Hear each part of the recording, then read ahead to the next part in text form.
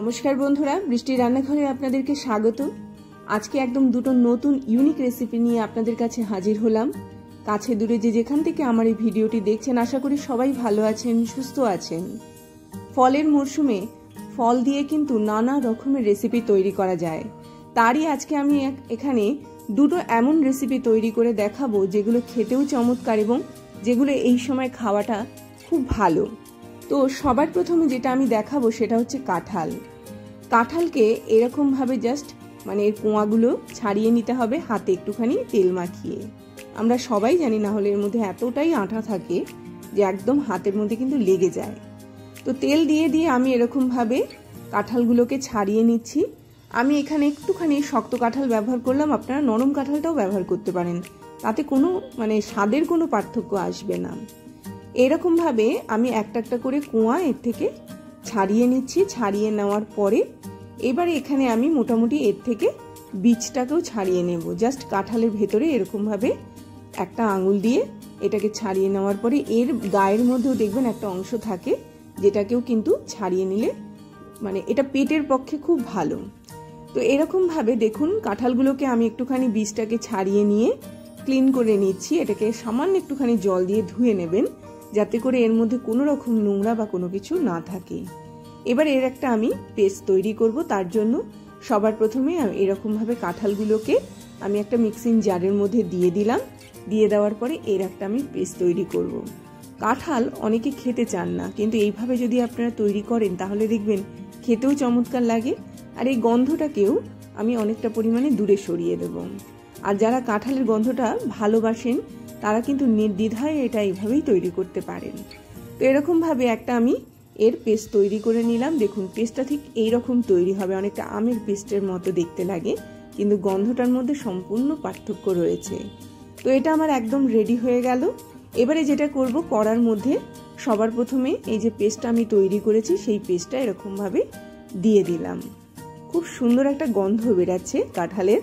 তো এরকমভাবে কিন্তু পেস্টটা দিয়ে এর মধ্যে একটুখানি চিনি আমি ব্যবহার করব। চিনিটা দিয়ে এটাকে খুব ভালো করে নাড়াচাড়া করে নিতে হবে।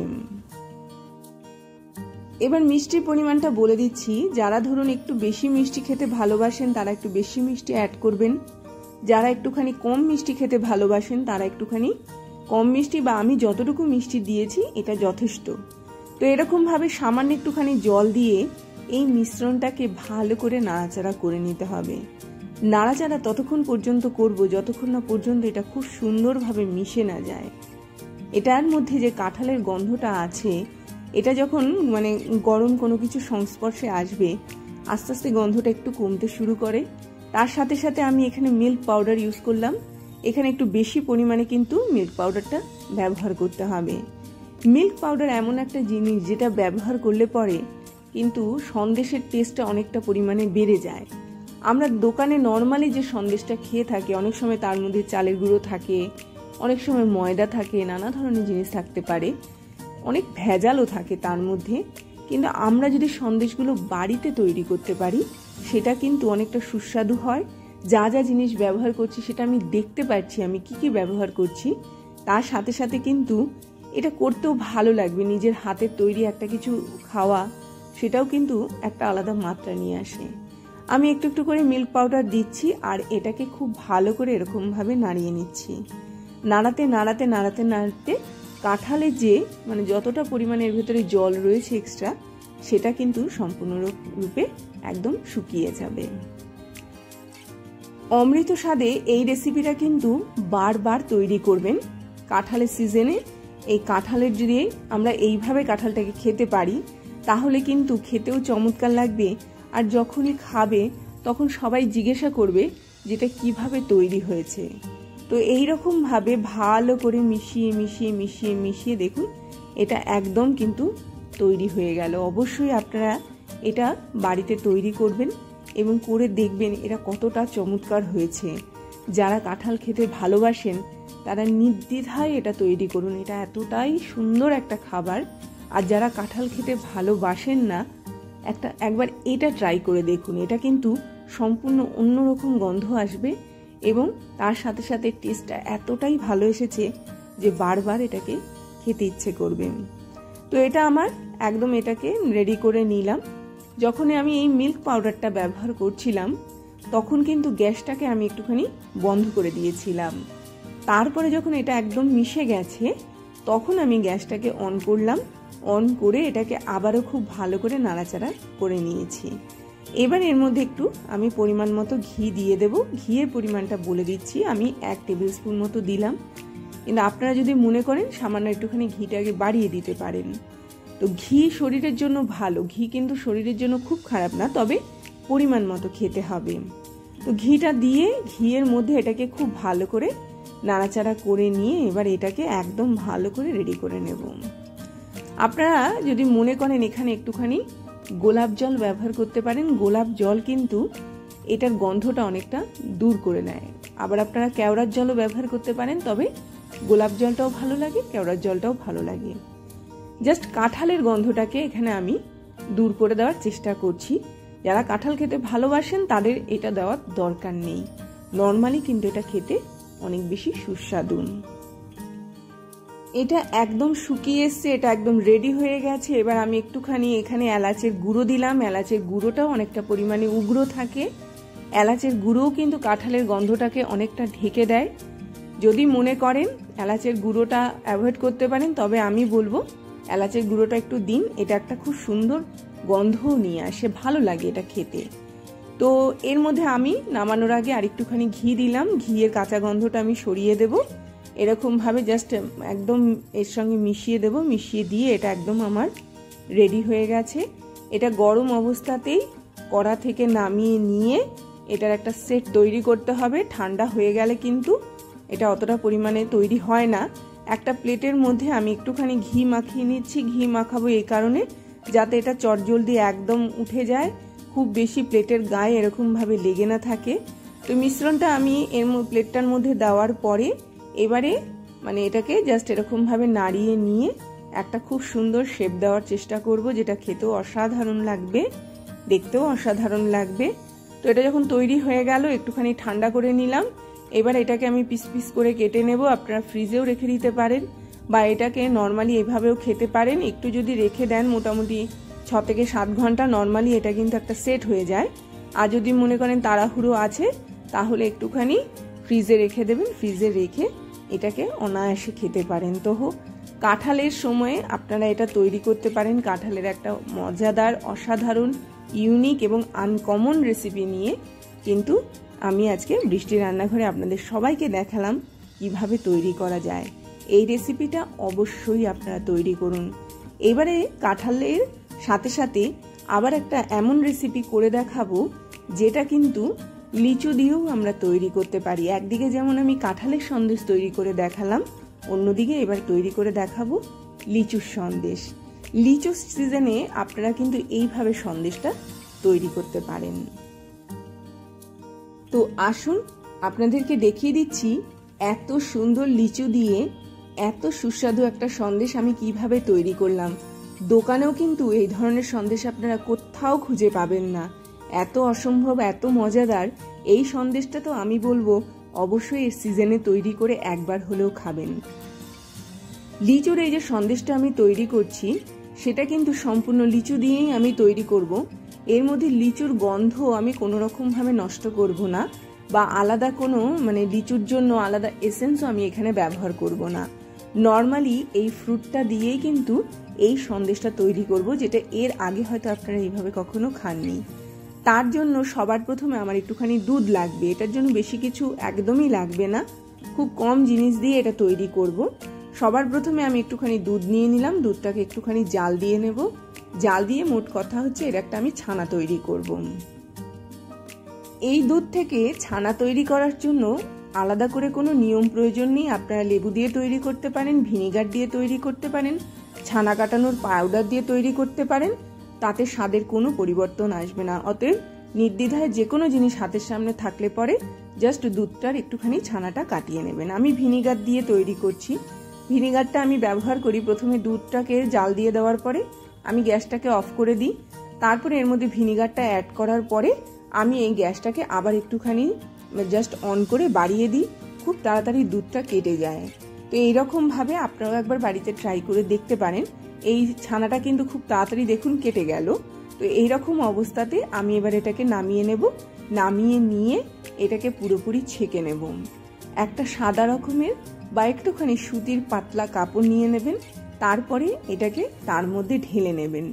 সুতির পাতলা কাপড় হলে পরে জলটা কিন্তু খুব তাড়াতাড়ি একদম বেরিয়ে যায়। এবারে দেখুন কিছু লিচুকে আমি এরকমভাবে জাস্ট ছোট্ট ছোট্ট টুকরো করে কেটে নিয়েছি। ছানা আমার একদম রেডি হয়ে গেছে। তো যতটা ছানা হয়েছে ততটাই কিন্তু আমি এখানে লিচু নিয়ে নিলাম। এবারে দেখুন এরকম একটা আমি প্লেট নিয়ে নেব, তার মধ্যে এই ছানা যেটার থেকে মানে পর্যাপ্ত পরিমাণে জল আমি একদম বের করে নিয়েছি, একদম শুকনো হয়ে গেছে। তবে সামান্য একটুখানি ময়েশ্চার যাতে থাকে, মানে জলো জলো ভাব যাতে থাকে, সেই দিকটা একটুখানি দেখে নেবেন। হাত দিয়ে এটাকে খুব ভালো করে এরকমভাবে ঠিক হাতের বুড়ো আঙুলের নিচের অংশটা দিয়ে এরকমভাবে একটুখানি পেস্ট করে নিতে হবে। এইভাবে যদি আমরা সন্দেশটা তৈরি করি তাহলে কিন্তু এর স্বাদটা অনেকটা পরিমাণে বেড়ে যায়। তো আপনারা কিন্তু এইভাবেই তৈরি করতে পারেন। বাড়িতে খুব অসাধারণ ফল দিয়ে কিছু মানে রেসিপি, যেগুলো মানে আপনারা স্টোর করে রাখতে পারেন, ফ্রিজে খেতে পারেন অনায়াসে, যেগুলো খেতে অসাধারণ লাগে। তো এরকমভাবে ছানাটা একদম আমার রেডি হয়ে গেল। রেডি হয়ে যাওয়ার পরে এইবার আমি একটা মিক্সিং জারের মধ্যে এখানে লিচুটাকে একটুখানি পেস্ট করে নিলাম। পেস্ট করে নেওয়ার পরে এইবার এটাকে একটুখানি আমি এরকমভাবে জাস্ট মানে দিয়ে দেব, কড়া হোক বা ফ্রাইং প্যান হোক যেটাই থাকুক সেটার মধ্যে দিয়ে এটাকে একটুখানি নাড়াচাড়া করে এবার এর একটা আমি পেস্ট তৈরি করে নেব। মানে এটা যেহেতু লিকুইড রয়েছে, এইটাকে আমি একটুখানি মানে একদম শুকনো করে নিয়ে আসব, একটুখানি একদম মানে ছোট করে নিয়ে আসব। তো এরকমভাবে নাড়তে নাড়তে নাড়তে নাড়তে এর একটা কিন্তু আমি কাঁচ তৈরি করব। তো এইরকমভাবে ফুটিয়ে ফুটিয়ে লিচুটাকে আমি একদম রেডি করে নিচ্ছি। দেখুন এটা অনেকটা পরিমাণে ঘন হয়ে আসলো। তো এইরকমভাবে লিচু সিজনে লিচুকে যদি আমরা ব্যবহার করতে পারি, স্বাদে গন্ধে অতুলনীয় এবং তার সাথে সাথে কিন্তু খেতেও চমৎকার। ভালো করে এটাকে নাড়াচাড়া করে যখন ফুটতে দিতে দিতে এটা একটুখানি ঘন হয়ে আসবে, আমি যে ছানাটা তৈরি করে রেখে দিয়েছিলাম হাত দিয়ে একটুখানি বেশ ভালো করে মিশ্রণটা একদম তৈরি করে নিয়েছি, সেটা আমি এবার এর মধ্যে দিয়ে দেব। দিয়ে এই লিচুর সঙ্গে এই ছানাটাকে ভালো করে এরকমভাবে মিক্সড করে নেব।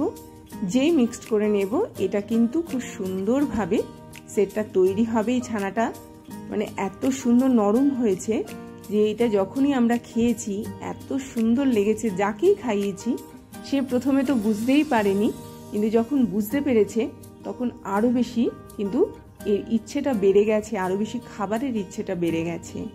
একটুখানি ঘি আমি এর মধ্যে অ্যাড করলাম। ঘিটা অ্যাড করার পরে আবারও এটাকে ভালো করে নাড়াচাড়া করে নেব। আগেরকার দিনে সন্দেশ তৈরি হতো একটুখানি নর্মালি মাটির যে উনুনগুলো হতো তার মধ্যে বেশ কড়া বসিয়ে খুব সুন্দর সুন্দর সন্দেশ কিন্তু সবাই তৈরি করতে পারত। কিন্তু এখন যেহেতু নর্মালি আমরা বাড়িতে যে কোনো কড়াতেই এই জিনিসটা তৈরি করি, তো সেই ক্ষেত্রে যদি আমরা বিভিন্ন ধরনের ইনগ্রিডিয়েন্টসগুলো সুন্দর সুন্দর দিই তাহলে কিন্তু অনেকটা সেই পরিমাণে স্বাদ নিয়ে আসে। একটুখানি মিল্ক পাউডার আমি এখানে ব্যবহার করলাম। মিল্ক পাউডারটা খেতে চমৎকার লাগে। অনেকে কনডেন্স মিল্কটাও ব্যবহার করে, তো সেখানে চিনির মাত্রাটা অনেকটা পরিমাণে বেশি থাকে। তো সেই ক্ষেত্রে আমি এখানে জাস্ট একটুখানি গুঁড়ো দুধ দিয়ে দিলাম। দিয়ে এটাকে খুব ভালো করে নাড়াচাড়া করে নেব। নাড়াচাড়া করে এটাকে খুব সুন্দর তৈরি হয়ে গেল। দেখুন এটা অসাধারণ খেতে হয়েছে। অবশ্যই বাড়িতে একবার হলেও তৈরি করবেন। আজকে যে দুটো রেসিপি আপনাদেরকে করে দেখালাম, একটা কাঁঠালের একটা লিচুর, যেটা দোকানে তো আপনারা খুঁজে পাবেনই না, তার সাথে সাথে কিন্তু কখনো খেয়েছেন বলে আমার মনে হয় না। তার মধ্যে এইভাবে যদি তৈরি করতে পারেন যাকেই খাওয়াবেন সেই প্রশংসা করবে। একবার হলেও বাড়িতে তৈরি করুন, একবার হলেও বাড়িতে খান, দেখবেন আর ব্যর্থ হবেন না। আমার প্রত্যেকটা কথা কিন্তু খুব সুন্দরভাবে লেগে যাবে যে এটা কতটা অসাধারণ তৈরি হয়েছে। আমি একটা পাত্রের মধ্যে এরকমভাবে ঢেলে নিলাম। ঢেলে নিয়ে এটাকে একটা সেট দেব, মানে একটা স্ট্রাকচার দেব। খুব সুন্দরভাবে এরকমভাবে সেটটা তৈরি করে নিলাম। পিস পিস করে কেটে নেব। যদি মনে করেন একটু ফ্রিজে রাখতে পারেন তাহলে নর্মাল টেম্পারেচারে রেখে দিতে পারেন। 6 থেকে 7 ঘন্টায় এটা একদম রেডি হয়ে যাবে। তো এবারে আর কি অসাধারণ দুটো রেসিপি আজকে আমি আপনাদেরকে করে দেখালাম। অসাধারণ স্বাদের, অসাধারণ গন্ধ, একদম আনকমন একটা রেসিপি। অবশ্যই বাড়িতে তৈরি করবেন, অবশ্যই বাড়িতে খাবেন, ছোট বড় সবার ভালো লাগবে। আর সব থেকে বড় কথা, ফল খাওয়া তো শরীরের জন্য ভালো, কিন্তু অনেক সময় একঘেয়েমি না খেয়ে একটু ঘুরিয়ে ফিরিয়ে খেতে পারেন। তো সন্দেশ আকারে আজকে কিন্তু দুটো রেসিপি করে দেখালাম, যেটা অসাধারণ খেতে হয়েছে, চমৎকার হয়েছে। বারবার বলছি, দুটো রেসিপির মধ্যে যে কোনো একটা হলেও আজকেই ট্রাই করুন, দেখবেন নিরাশ হবেন না। এত সুন্দর দেখতে, দেখুন, কেউ বুঝতেই পারবেন না এটা লিচু দিয়ে তৈরি হয়েছে। একবার বাড়িতে তৈরি করে দেখুন তো, যে কোনো মানুষকে খাওয়ান, তারই কিন্তু ভালো লাগবে। যারা সন্দেশ খেতে ভালোবাসেন না তারাও খেতে পারবেন, যারা ভালোবাসেন তারা তো নির্দ্বিধায় খেতে পারবেন। আজকে তাহলে এই বলেই বিদায় নেব। আবার আসবো একটা খুব সুন্দর ভিডিও নিয়ে। ততক্ষণ ভালো থাকবেন, সুস্থ থাকবেন, দেখতে থাকবেন বৃষ্টির রান্নাঘরে। অবশ্যই চ্যানেলটির পাশে থাকবেন, অবশ্যই দেখতে থাকবেন বৃষ্টির রান্নাঘর। তার কারণ হচ্ছে খুব সুন্দর সুন্দর নতুন নতুন ভিডিও আগামীতে আরও আসছে, যেগুলো আনকমন তো বটেই। আজকে তাহলে বিদায়, আসলাম তাহলে।